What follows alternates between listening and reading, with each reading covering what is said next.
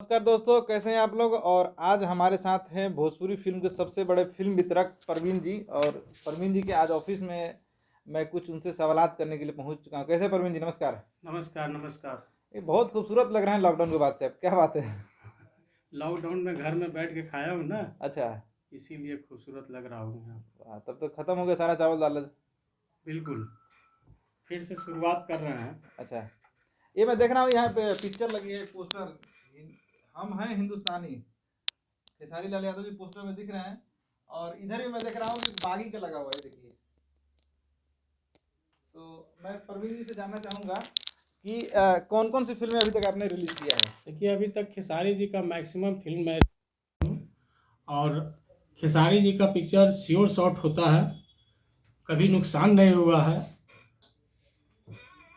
जैसे कौन कौन सी फिल्मों के जरा नाम बता दे। और और जैसे अभी पिछले होली में, मतलब लॉकडाउन के पहले होली में बागी किया था, सुपर डुपर हिट था।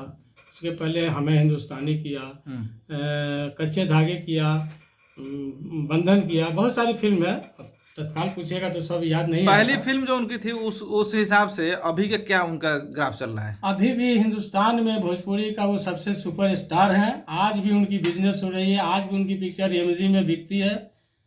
सिनेमा हॉल वाले भी खुशीपूर्वक लगाते हैं पिक्चर, ऑडियंस भी जा रहे हैं देखने।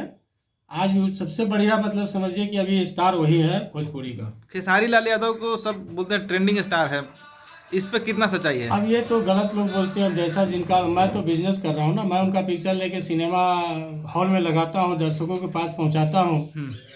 दर्शक खुश हैं उनके पिक्चर से। अब मैक्सिमम पिक्चर मैं उनकी रिलीज कर रहा लॉकडाउन के हूँ। बाद फिर से होली आ गया है, क्या कुछ प्लान है उनको लेकर रिलीज करने हाँ, का। होली में एक उनकी बहुत बड़ी पिक्चर है, मैं डील किया हूँ, अभी नाम नहीं बताऊंगा।